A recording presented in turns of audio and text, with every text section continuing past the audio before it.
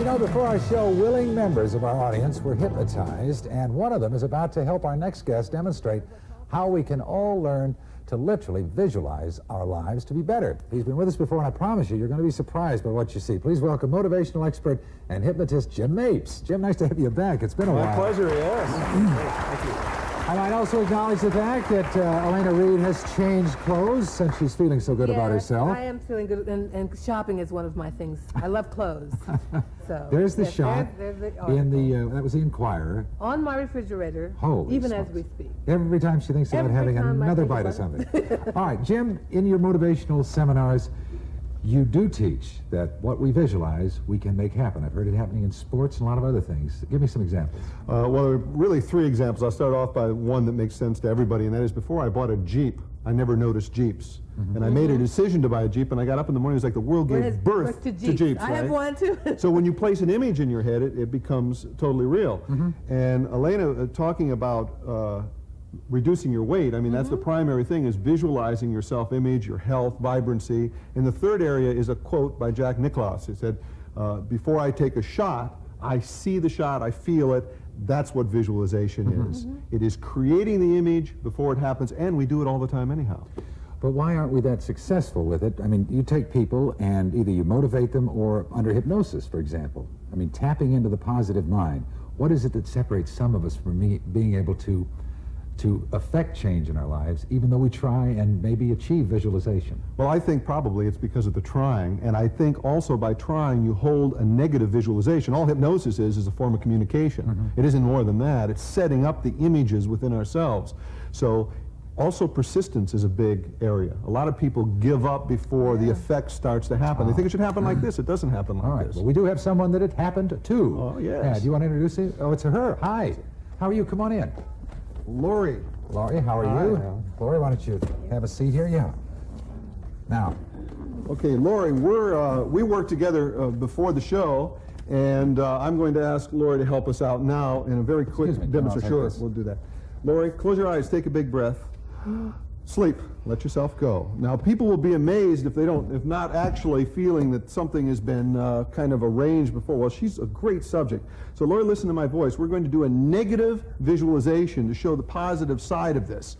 And, Lori, you cannot remember the number 8. The number 8 does not exist in your pictures, your images, your visualization process. Not only that, you can't hear it and you can't see it. So if Elena or Gary were to say the number, you couldn't hear it. If I were to write it on a pad of paper, you couldn't see it, because for you it doesn't exist, except you won't remember that I told you that, because you're thinking of the happiest event of your childhood. At the count of 3, open your eyes. 1, 2, 3, wind away down. What are you thinking about?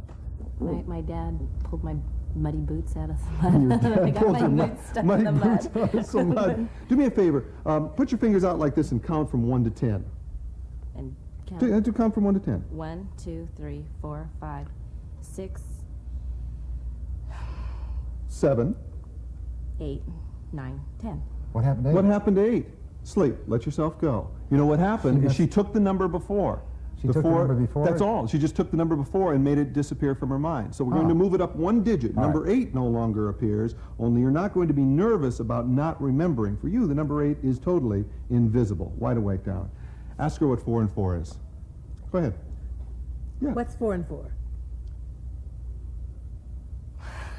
Now, this is does this create a little stress in you? Yeah, this is a little embarrassing.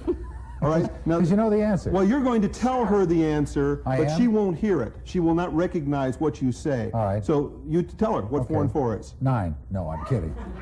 But you heard that. What did he just say? 9. He said 9. 9. All right. It's really 8. What's 4 and 4?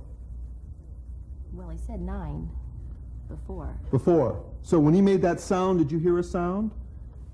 You didn't hear me say 8? I was waiting for him to know. Wait a minute, you didn't? See, For real? Let me tell you. So I was still waiting for him to say. You don't know what 4 and 4 is? Sure, I did. All right. Well, let's take it one step further, the other because thing we have to point out here is that she is aware of everything that's going on, but aware, even when her head is down. But this is no different than a negative self-image or whatever. But watch this. What's this number? 2. 2. Good. What's this number? 5. Good. What's this number? Do you see something there? Do you? Yes, or do you see something there? Well, I saw you go to right. You saw me go to right, but for you it's invisible. Sleep. Now, what is it? So All the right, point is that even though she is aware of this, she may even know the answer, but there's a block in But she there. doesn't know that she knows, and that's what visualization is all about. All right. The fact is that neurologically, a belief will create us to see what isn't there, or see what is there, hear what isn't there, hear what isn't there, and that's what the way we create what we call reality. So when you learn to visualize, like the Jeep, you tend to bring to you, to attract to you those things that enhance the joy of your life experience in health and everything. Now, are we going to do something else with Lori or wake her up? No, we're going to wake her up. The number 8 is back. Everything is as it was before, Lori. Wide awake. What's 4 and 4? 8. Lori, now, when your head was down, you could hear us, right? Yeah, I could hear. Yeah, and you hear everything we're saying, and you hear us mention numbers, but when it came time for you to mention the number, when we said 4 and 4, or he wrote it on the card, what happened? There was blank. It was like it wasn't there. So this wasn't there either, right? 8. 8. Did you couldn't see it? Well, he went up there to write, And then- it was like he didn't write. Right. There was nothing there. That's amazing. So give us a quick example. What do you want to do more than anything in your life right now? Please wait. Okay.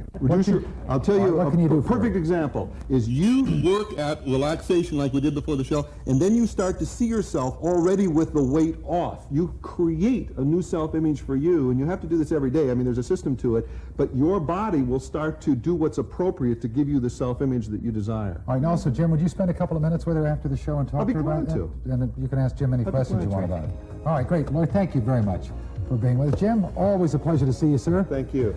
We'll be back. Sleep. Next, given 24 months to live, our next guest did what doctors couldn't.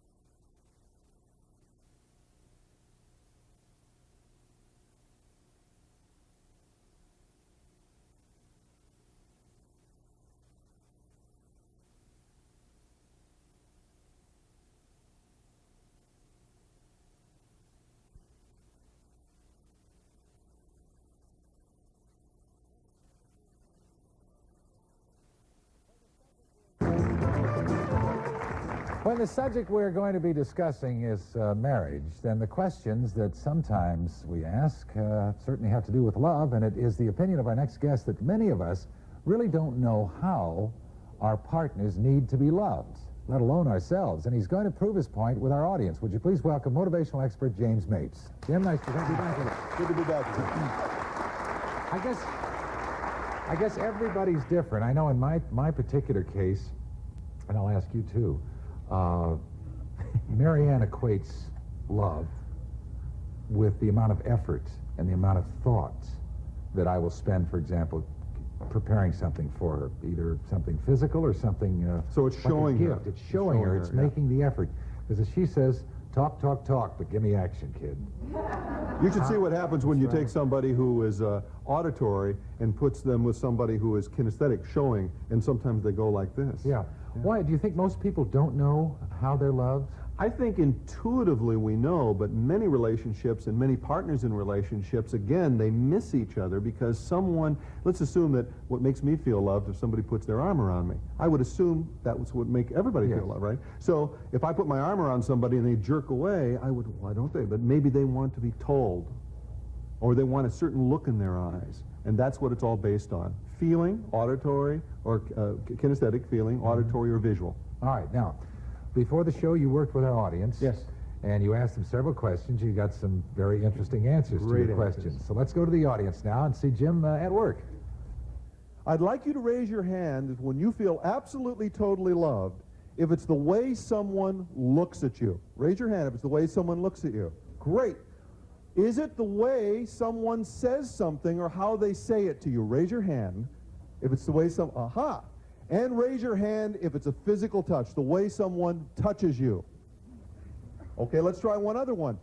Is it the way, what if somebody buys you a gift or takes you somewhere? Does that make you feel absolutely, totally loved? Raise your hand if that's for you. A few people. Thank you very much. Okay. Loretta, tell me, how do you know when you feel loved? Well, I've been ill for a couple of years, and he's always there. So it's a physical appearance. It's being there. It's being there with me all the time. Great. And Paul, how do you know when you're loved? Touch and reaction. Her reaction to my touch. So it's physical for you. Thank you very much. Anna, how do you know when you feel absolutely, totally loved? Well, it's both touch and look. However, one day we had a conversation. He thought I was angry, so he gave me these little kitties because we love kitties. So.